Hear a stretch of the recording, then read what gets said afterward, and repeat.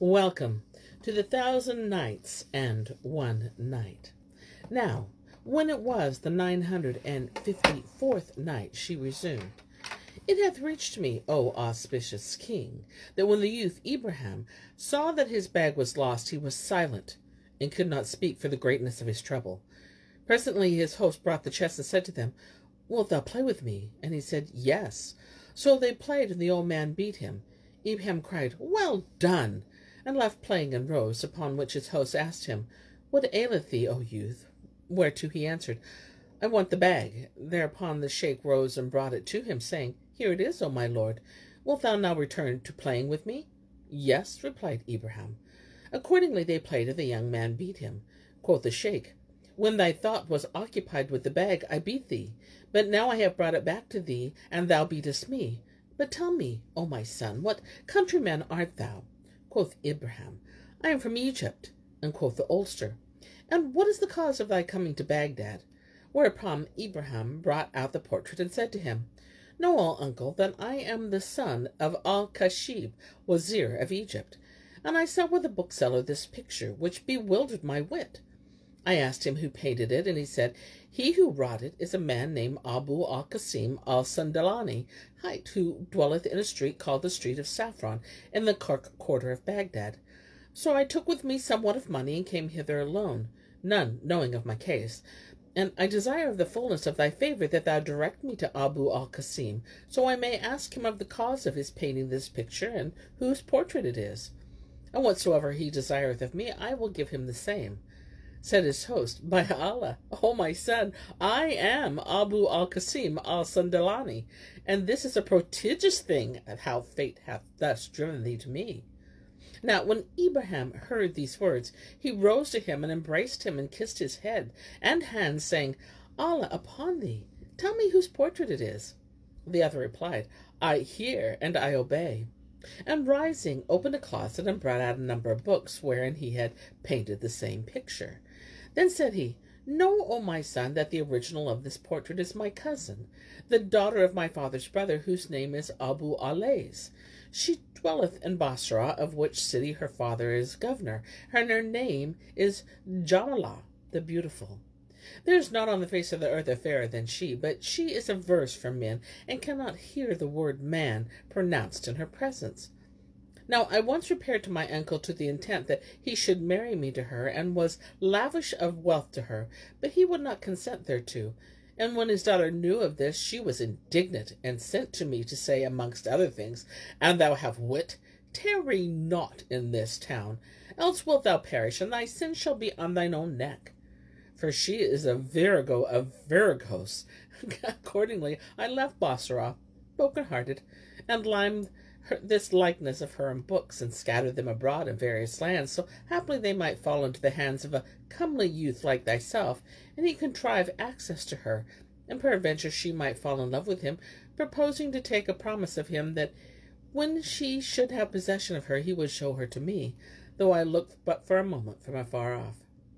When Ibrahim, son of Al-Kashib, heard these words, he bowed his head a while in thought, and Al-Sandalani said to him, O my son, I have not seen in Baghdad a fairer than thou, and meseems that when she seeth thee, she will love thee. Art thou willing, therefore, in case thou be united with her, and get possession of her, to show her to me, if I look for just a moment from afar? Ibrahim replied, Yes. And the painter rejoined, This being so, tarry with me till thou set out. But the youth retorted, I cannot tarry longer, for my heart with love of her is all afire. Have patience. 3 days, said the sheikh, till I fit thee out a ship wherein thou mayest fare to Bassorah.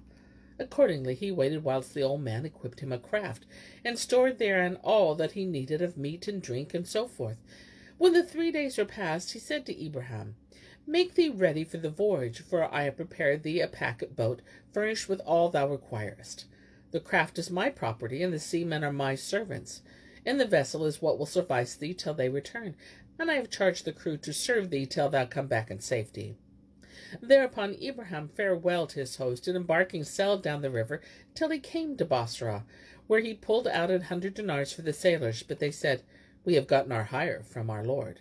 However, he replied, Take this by way of largesse, and I will not acquaint him therewith. So they took it and blessed him. Then the youth landed, and entering the town asked, Where do the merchants lodge? And was answered, In a khan, called the Khan of Hamadan. So he walked to the market wherein stood the khan, and all eyes were fixed upon him, and men's sight was attracted to him by reason of his exceeding beauty and loveliness. He entered the caravanserai with one of the sailors in his company, and asked for the porter, who was directed to an aged man of reverend aspect. He saluted him, and the doorkeeper returned his greeting, after which Ibrahim said to him, O uncle, hast thou a nice chamber? He replied, Yes. And taking him and the sailor, opened to him a handsome room, decorated with gold, and said, O youth, this chamber befitteth thee. Ibrahim pulled out 2 dinars and gave them to him, saying, Take these to key money. And the porter took them and blessed him. Then the youth Ibrahim sent the sailor back to the ship, and entered the room where the doorkeeper abode with him, and served him, saying, O my lord, thy coming brought us joy. Ibrahim gave him a dinar, and said, Buy us herewith bread and meat, and sweetmeats and wine. Accordingly the doorkeeper went to the market, and buying 10 dirhams worth of victuals, brought it back to Ibrahim, and gave him the other 10 dirhams. But he cried to him, Spend them on thyself. Whereat the porter rejoiced with passing joy. Then he ate a scone with a little kitchen, and gave the rest to the concierge, adding, Carry this to the people of thy household. The porter carried it to his family, and said to them, Methinketh there is not on the face of the earth a more generous than this young man, who has come to lodge with us this day, nor pleasanter than he is. As he abode with us, we shall grow rich. Then he returned to Ibrahim, and found him weeping. So he sat down and began to rub his feet, and kissed them, saying, O my lord, whereas thou weepest, may Allah not make thee weep. Said Ibrahim, O uncle, I have a mind to drink with thee this night. And the porter replied, Hearing and obeying. So he gave him 5 dinars, and said, Buy us fresh fruit and wine. And presently added other 5, saying, With these buy also for us dessert and flowers, and 5 fat fowls, and bring me a lute. The doorkeeper went out, and buying what he had ordered, said to his wife, Strain this wine, and cook us this food, and look thou dress it daintily, for this young man overwhelmeth us with his bounties. She did as she was bade, to the utmost of desire, and he took the victuals, and carried them to Ibrahim, son of the Sultan. And Shahrazad perceived the dawn of the day, and ceased saying her permitted say. Now, when it was the 955th night, she said, It hath reached me, O auspicious king, that then they ate and drank and made merry, and Ibrahim wept and repeated the following verses. O my friend, and I rendered my life, my sprite, my wealth, and whatever the world can unite, nay, the eternal garden and paradise, for an hour of union my heart would buy. Then he sobbed a great sob, and fell down a swooning. The porter sighed, and when he came to himself, he said to him, O my lord, what is it gars thee weep? Who is she to whom thou allurest in these verses? Indeed, she cannot be but dust to thy feet. Indeed. But Ibrahim arose, and for all reply brought out a parcel of the richest raiment that women wear, and said to him, Take this to thy harem. So he carried it to his wife, and she returned with him to the young man's lodging, and behold, she found him weeping. Quoth the doorkeeper to him, Verily thou breakest our hearts. Tell us what fair one thou desirest, and shall be aught save thy handmaid. Quoth he, O uncle, know that I am son of Al-Kashib, Wazir of Egypt, and I am enamored of Jamilah, daughter of Abu Alais, the governor. Exclaimed the porter wife, Allah, Allah, O my brother, leave this talk, lest any hear of it, and we perish. Verily, there is not on earth's face a more masterful than she, nor may any name to her the word man, for she is averse from men. Wherefore, O my son, turn from her to other than her. Now when Ibrahim heard this, he wept with sore weeping, and the doorkeeper said to him, I have nothing save my life, but that I will risk for thy love, and find thee a means of winning thy will. Then the twain went out from him, and on the morrow he betook himself to the hammock, and donned a suit of royal raiment, after which he returned to his lodgings, when behold, the porter and his wife came to him, and said, Know, O my lord, that there is a humpbacked tailor here, who seweth for the lady Jamilah. Go thou to him, and acquaint him with thy case. Haply he will show thee the way of attaining thine aim. So the youth Ibrahim rose, and betaking himself to the shop of the humpbacked tailor, went to him, and found with him 10 Mamelukes, as they were moons. He saluted them with salam, and they returned his greeting, and bade him welcome, and made him sit down. And indeed they rejoiced in him, and they were amazed at his charms and loveliness, especially the hunchback, who was confounded at his beauty of form and favour. Presently he said to the Gobbo, I desire that thou sew me up my pocket. And the tailor took a needleful of silk, and sewed up his pocket, which he had torn purposely. Whereupon Ibrahim gave him 5 dinars, and returned to his lodging. Quoth the tailor, What things have I done for this youth that he should give me 5 gold pieces? And he passed the night pondering his beauty and generosity. And when morning morrowed, Ibrahim repaired to the shop, and saluted the tailor, who returned his salam, and welcomed him, and made much more of him. Then he sat down, and said to the hunchback, O uncle, sew up my pocket, for I have rent it again. Replied the tailor, On my head and eyes, O my son, and sewed it up. Whereupon Ibrahim gave him 10 ducats, and he took them, amazed at his beauty and generosity. Then said he, By Allah, O youth, for this conduct of thine needs must be a cause. This is no matter of sewing up a pocket. But tell me the truth of thy case, and thou be in love with one of these boys?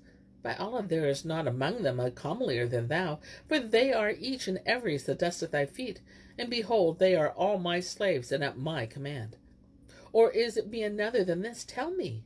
Replied Ibrahim, O uncle, this is no place for talk, for my case is wondrous, and my affair marvellous. Rejoined the tailor, An it be so, come with me to a place apart. So saying, he rose up in haste, and took the youth by the hand, and carrying him into a chamber behind the shop, said, Now, tell me thy tale, O youth. Accordingly, Ibrahim related his story first and last to the tailor, who was amazed at his speech, and cried, O youth, fear Allah for thyself. Indeed, she of whom thou speakest is a virago, and averse from men. Wherefore, O my brother, do thou guard thy tongue, else thou wilt destroy thyself. When Ibrahim heard the hunchback's words, he wept with sore weeping, and clinging to the tailor's skirt, said, Help me, O my uncle, or I am a dead man. For I have left my kingdom and the kingdom of my father and grandfather, and become a stranger in the lands, and lonely. Nor can I endure without her. When the tailor saw how it was with him, he pitied him, and said, O my son, I have but my life, and that I will venture for thy love, for thou makest my heart ache. But by tomorrow I will contrive thee somewhat, whereby thy heart shall be solaced. Ibrahim blessed him, and returning to the Khan, told the doorkeeper what the hunchback had said, and he answered, Indeed, he hath dealt kindly with thee. Next morning the youth donned his richest dress, and taking a purse of gold, repaired to the Gobbo, and saluted him. Then he sat down and said, O uncle, keep thy word with me. Quoth the hunchback, Arise forthright, and take thee 3 fat fowls, and 3 ounces of sugar candy, and 2 small jugs, which do thou fill with wine, also a cup. Lay all these in a budget, and tomorrow, after the morning prayers, take bout with them, saying to the boatman, I would have thee row me down the river below Bassorah. And he say to thee, I cannot go farther than a parsang. Do thou answer, As thou wilt. But when he shall have come so far, lure him on with money to carry thee farther. And the first flower garden thou wilt descry after this will be that of the lady Jamiliah. Go up to the gate as soon as thou espiest, and there wilt see 2 high steps carpeted with brocade, and seated thereon a Quasimodo, like me. Do thou complain to him of thy case, and crave his favour. Belike he will have compassion on thy condition, and bring thee to the sight of her, though but for a moment from afar. This is all I can do for thee, and unless he be moved to pity for thee, we be dead men, I and thou. This is my rede, and the matter rests with the Almighty. Quoth Ibrahim, I seek aid of Allah, whatso he willeth becometh, and there is no majesty, there is no might, save in Allah. Then he left the hunchback tailor, and returned to his lodging, where, taking the things his adviser had named, he laid them in a bag. On the morrow, as soon as it was day, he went down to the Tigris bank, where he found a boatman asleep. So he awoke them, and giving him 10 sequins, bade him row down the river below Bassorah.